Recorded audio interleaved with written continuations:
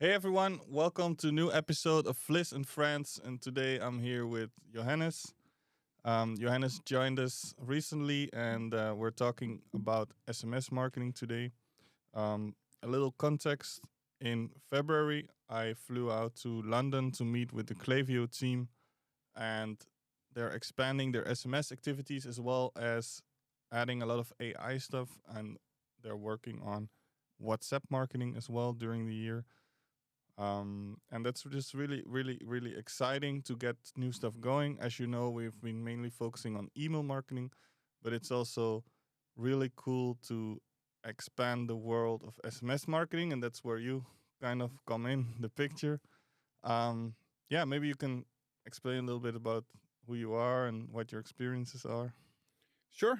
Um, I'm Danish first and foremost, so it's a bit of a Holland-Denmark collaboration.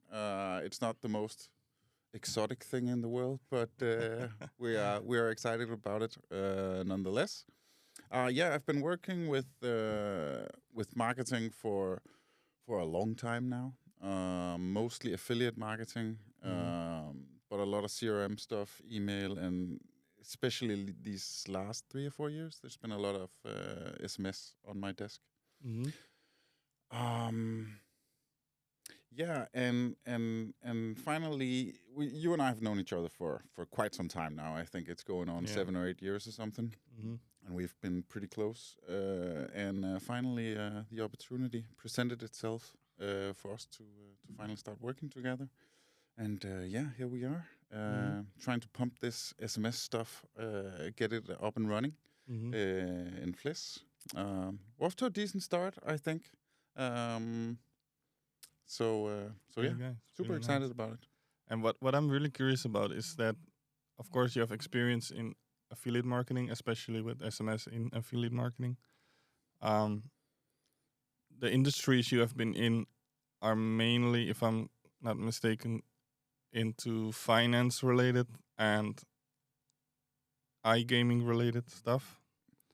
How do you kind of feel now that you've been working with e-commerce in some months? Like how is it different to each other in a way? Well, I think I'll start with the similarities because it's, how should I put it? The object of what we're doing is to get people to react to a certain message. Basically, we want them to make a purchase. That's like the end goal. Keep them loyal to the brand that we're representing. And it's basically the same whether or not you work in iGaming or in finance, as I did quite a bit some years ago. And now on the e-com side, it's basically the same thing. Basically. Because it's still the same data-driven approach where you have a certain amount of clients. You want them to return or you want them to become a first-time customer. And you sort of try and nib around the edges, try and push them in a certain way at a certain time with a certain piece of content. And it's kind of the same. What is a bit of a difference is that from a volume standpoint, on the affiliate side, you can potentially send out millions and millions of SMSs in a month. And not all of these people are going to be happy to receive them. Maybe they signed up at some point, but that doesn't mean they're happy about it. And they might complain, they might venture it into some kind of spam folder. That's not going to happen with e-com because it's a brand that people actually know. Yeah, makes sense. And it's like the big advantage with SMS, in my opinion. Some people are saying that SMS have changed due to like the emergence of certain apps, WhatsApp, Telegram, Discord, etc., etc. And in a certain way, that's true. But I would also argue that SMS is exactly the same. If you have people's phone number, you have access to, if you receive a message on your phone, people are going to read it 100% of the time, especially if you know who the sender is. And since you've made a purchase at a web shop, you're going to know who the sender is. So you have 100% chance of people actually picking up your message. So you just need to figure out what kind of content you want to give out, you know? Yeah, and to add on to that, I think, for example, email is always there and has been there since the birth of the internet, simply because you have to message from A to B. But also on the email side, there has been popping up numerous all kind of messaging apps and whatnot, and it's still a strong platform that is growing. And if you kind of translate that through to SMS, as long as governments and all kind of verification apps keep sending SMSs with like login codes and whatnot, then you will check it anyways, right? So it makes sense. It has the same kind of direct translation to things. And do you see, like, if we keep it in the line of, let's say, affiliate versus e-commerce, do you see like a big difference in open rates between those two industries and open rates in general on SMS? Not really. I think most people agree that the open rate for an SMS is around 98%, meaning that everybody opens their SMS. The one thing that has changed over the years is that a lot of the really big boys, I'm talking Microsoft, Google, Apple, they have started producing certain spam filters. Samsung as well. Well, that's Android. So, but they have started producing spam filters. Mm-hmm. So, even for SMS. For SMS, yes. Okay. Yes, it is a thing. Mm-hmm. It depends a bit on. I'm no expert on the tech side of stuff. The previous phone I had a spam filter. My current phone, Google, doesn't. I'm not entirely sure why. But that's surprising because Google is normally the forefront of. Yes. Yeah, ask any email spammer out there will tell you that Gmail is the worst ISP in the world. If people don't want to receive what you're sending. But yeah, like I say, everybody opens their SMSs. Literally, 98%.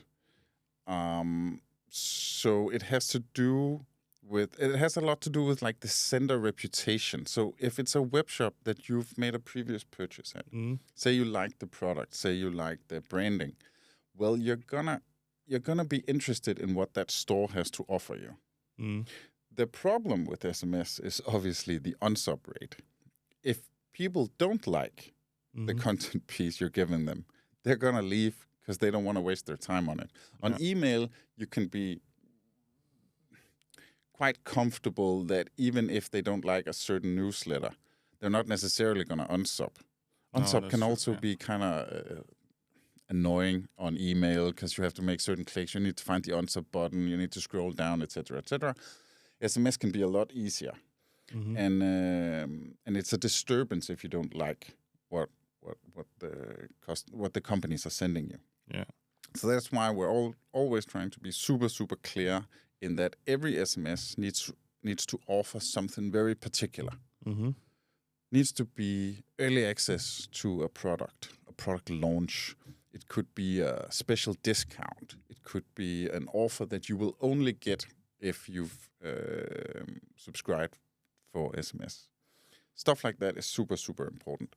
And it's a big difference compared to what I used to do years ago, which was like mass volume marketing. As many people as possible, as large traffic numbers as possible. This is much more targeted, what we're doing now. Also, SMS can be quite expensive if you run high volume. Yeah, and the prices vary a lot by region. Yes, it varies quite a bit. But most of it's always good ROI basically. What you need to do is just make what we call the data-driven approach. And I know it's 2025. Everybody's talking about a data-driven approach, but we try to do it nonetheless. Where if you take a look at the customers and utilize the data points, one of the advantages of running a web shop is that you have so many data points on your customers, on your traffic. Where did they come from? What time of day did they enter the store? Did they make a purchase? What is it? Did a delayed purchase? Have they returned how many times, etc., etc., etc.? And obviously, what did they end up buying? All of these data points could be utilized, which means that your SMS marketing can run on pretty much pinpoint accuracy. It takes a little while. It takes a lot of testing. And I think also with, like I mentioned earlier, the Klaviyo AI that is coming out now, and AI in general, that it will, like, it already affected email in a way that you can now predict segments and targeting. Yes. And I think it will go the same route for SMS. Just to chip in on the pricing of SMS, right? Like, do you see, like, are certain regions much cheaper than other regions? Or what is, like, the trend in that? Can you see, like, for example, Western countries are more expensive? Is it true that the more GDP a country has, for example, the more purchasing power people have, the more expensive an SMS is to send as well? Is there a correlation to be found? No, I don't think there's a correlation there necessarily. I think it has a lot to do with the gateway you're using. Like, we at Flizz at the moment are almost solely using Klaviyo, which means we're heavily dependent on the deals that Klaviyo decides to make with carriers. And Klaviyo, being a US-based company, as far as I know, it's virtually free sending SMSs in the US through Klaviyo. If I go through previous assignments that I've had, US was on the expensive side because we had different gateways. Whereas, and you know, what kind of price can you negotiate with certain carriers has a lot to do with volume and you know, the amount of traffic you send. So Klaviyo is Klaviyo, and I think it's fairly reasonable. I don't think they are making huge margins off of their SMS, so I think the client should feel fairly happy about that. There are a couple of European markets that are a bit on the pricey side. Particularly Germany could be a country you could name. However, Germany is also a country that has quite the purchasing power. So true, again, true. if you target your marketing sufficiently, I think we're going to be all right. Yeah. Okay. That's cool. And what I wanted to know as well is from what type of volume. Let's say there is a huge brand. From what type of volume would it make sense to negotiate price? Because I've talked with a bunch of people that are like, oh, maybe it's too expensive. Maybe the standard deals that Klaviyo offers is too expensive. Like, I think people also need to know, if you send a few thousand SMSs a month, you might think it's a lot, but it's not at all. I know that for a fact, but what kind of volumes do people have to think in before actually thinking about negotiating? Personally, I have not seen a client of Flizz where I feel like the SMS cost on flows should be a concern at all. It's simply not. It's simply not enough of a cost. That's my humble opinion. I know I'm fairly new in this industry, and I know it might sound arrogant, but adding this dimension to your store and to your general marketing will, in my opinion, be an advantage that far outweighs that you might have to pay 100 euros, 200 euros to get your flows up and running. Now, if you want to talk bulk email marketing on like product launches and stuff, then it might become a thing. Because potentially we're talking like 20,000 SMSs in Germany. Well, that's not cheap, but there are ways to work around that. And we do that every single day, where we simply make a test. We try it on 50 clients, 100 clients, the clients most likely to make this purchase on the new product. If it works, well, we expand a little. We try sending 500, then 1,000. And potentially, you can end up sending thousands and thousands and thousands of SMSs, but that's not until you have proven the business case.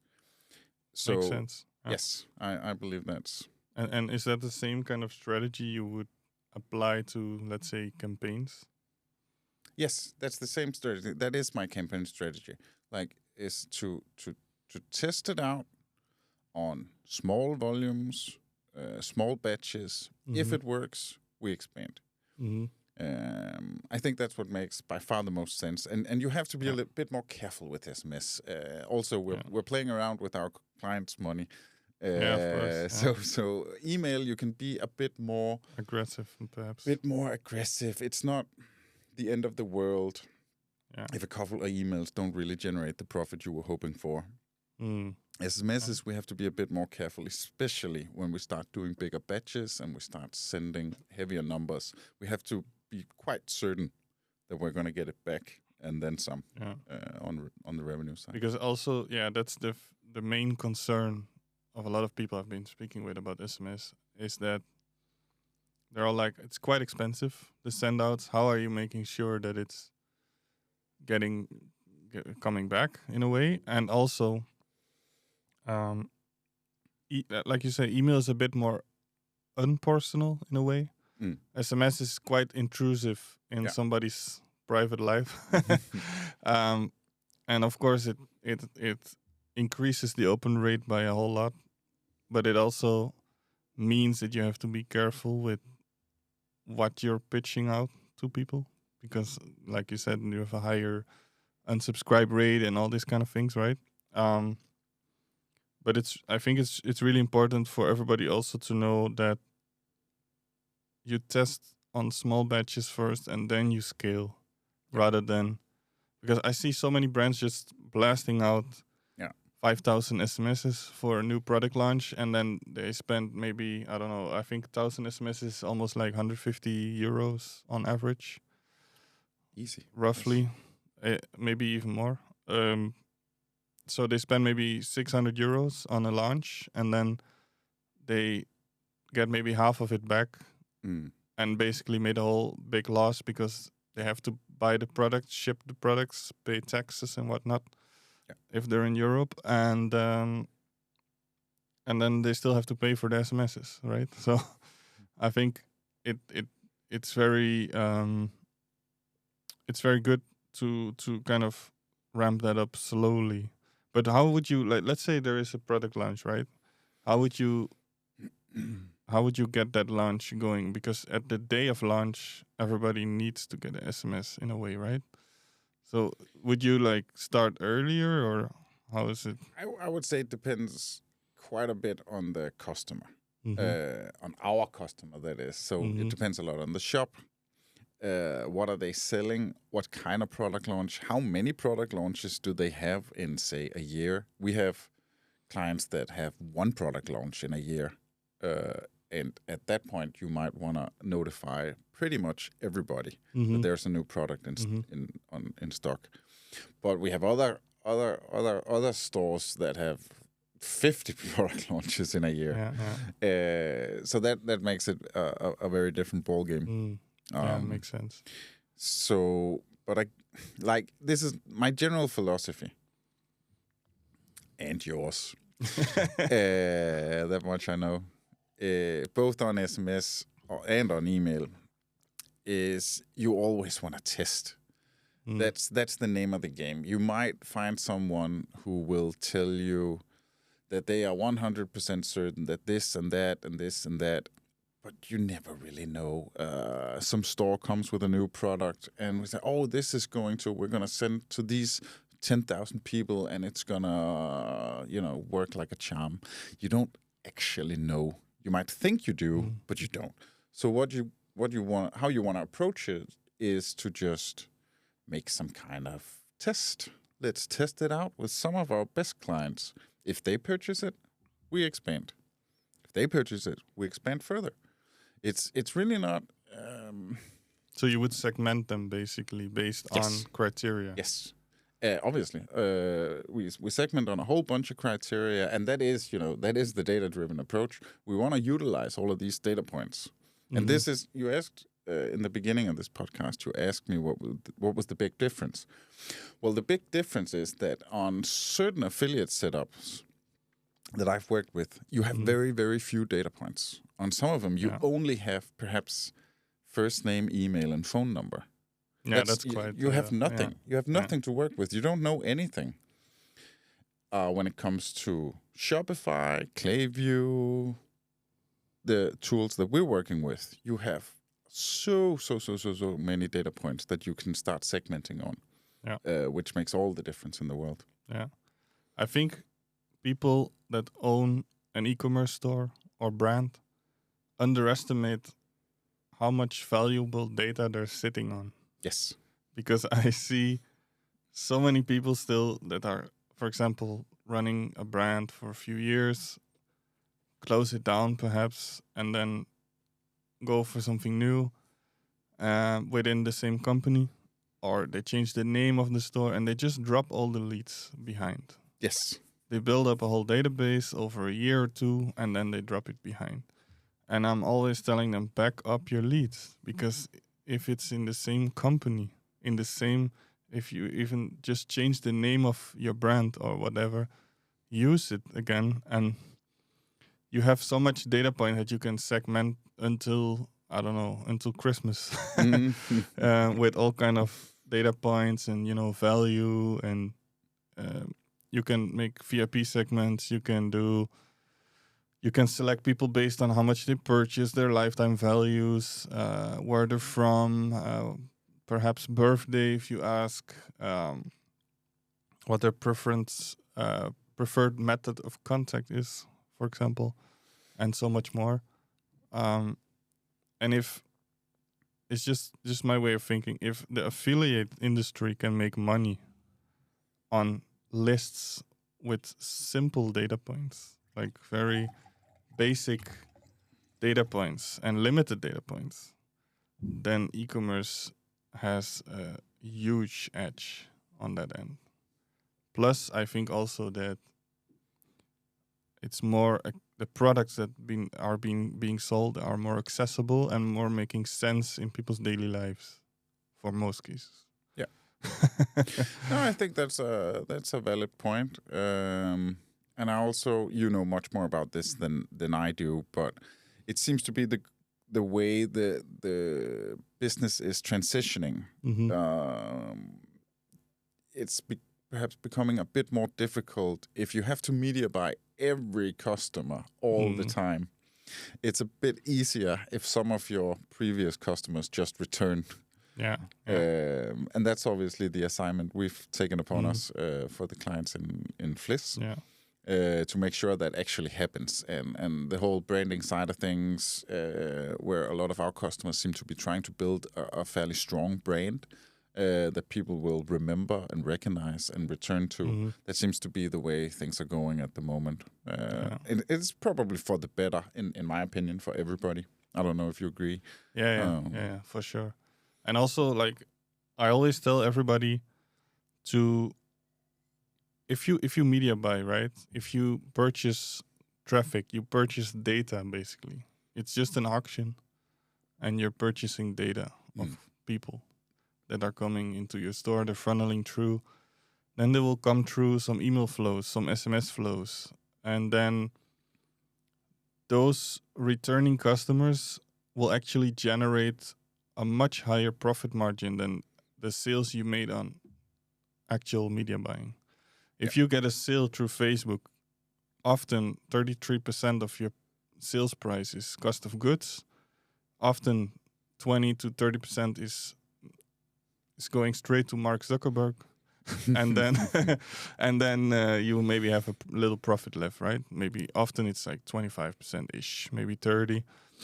But for example, on email, we can already see that on average, even after we are paid, people earn 60 to 65% profit margins because the costs are so low. Yeah. And I think even with SMS, if you add that on top, there is still around 60% profit left. So I always tell people, okay, reinvest that money into your media buying.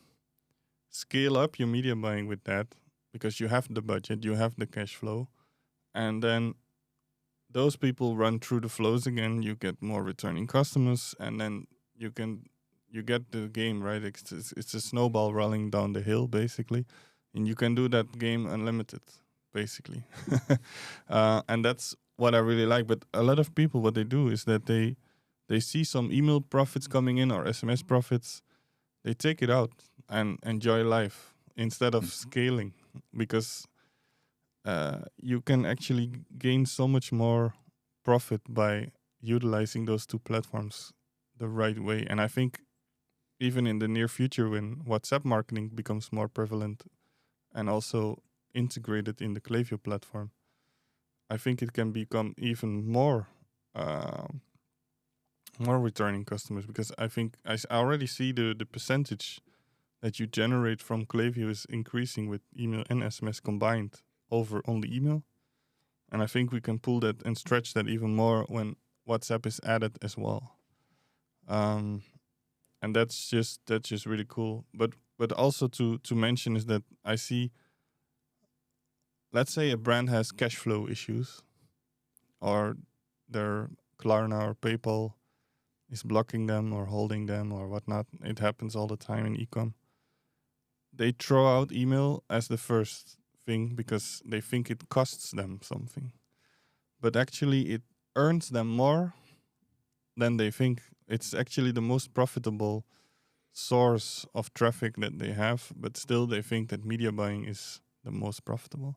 And I think that's just very good to mention, that people should understand that media buying is a way to buy your traffic, but when you own the traffic, it's good to utilize that to the max. And I would rather stop media buying and utilize email, your email list to the fullest, and SMS list to the fullest before even thinking about shutting that down. But still, I see it too many times that people do that. Yeah, yeah. That's like in.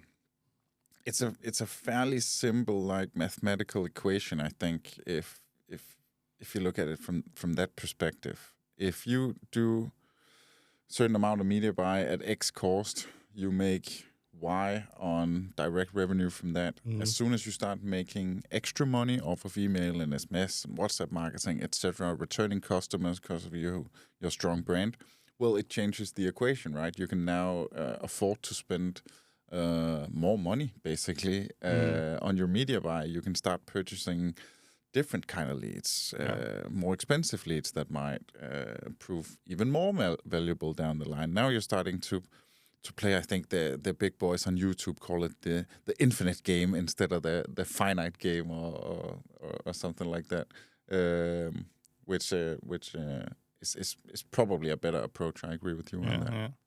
And to give a little example is that we've been working with a shoelaces brand, and they wanted to stop media buying. They have been active for some years. They wanted to stop media buying because they wanted to explore different things. And we said, okay, just leave the store open, leave the account on Klaviyo open. We will just squeeze out what we can squeeze through email. And you just give us a shout when it's not profitable anymore. We'll shut it down. But we'll let it rip until basically it runs out of juice. And we kept on running it for 3 years, profitable. He built up a database of around 70K leads, email leads. At the time, we were not able to do SMS yet through Klaviyo, but I think now if SMS was a part of that, it would be even crazier that what we could have been pulling. But we basically have been running 3 years profitably for him while he's doing another project. So it's it's just showing that the longevity of having owning your data is very powerful. Yeah, most definitely. Yeah. If you keep utilizing your database, always doing the necessary upkeep and the necessary work on it, it's not invaluable, but it's pretty close. And just to round off, I have one, I think, question many people have. What are the most important SMS flows for e-commerce, and why, and what can people expect from those? I think SMS works tremendously well on people who are perhaps about to buy something anyway. It can be the final push when people, like we're talking, like if you take like the two most classic flows in the history of time, abandoned cart and the browse abandonment flow. You want to make sure that you push the people who had put an item into their cart and then left. You can obviously do that with email, and it might work, and it is a great flow. Has proven itself to be for all of our clients over the years. But SMS is, like I say, 98% certain that it will find its mark and people will see it. That's the advantage of SMS. So when you are quite sure that people are just on the verge of buying, SMS can come into play. There's also what we do right now, for the most part, if the clients agree to it, is that we offer people a discount code if they sign up for email. Then we ask them for their phone number as well. If they give it, they will receive an extra 5%, so 15 total on their first purchase. That's what we do for most of our clients, and it tends to work pretty well. The advantage of it is that they sort of become part of the SMS club, the exclusive club, call it whatever you want to call it. The VIP club, there's something, the country club, the Donald Trump golf country club, VIP stuff. Which means that you now have a certain audience that you can target whenever something interesting comes up. Could be a holiday, could be Black Friday, could be a product launch, could be whatever you can think of, where you have a certain amount of people that you feel fairly comfortable is going to be interested in whatever you have to say. And that's kind of the point.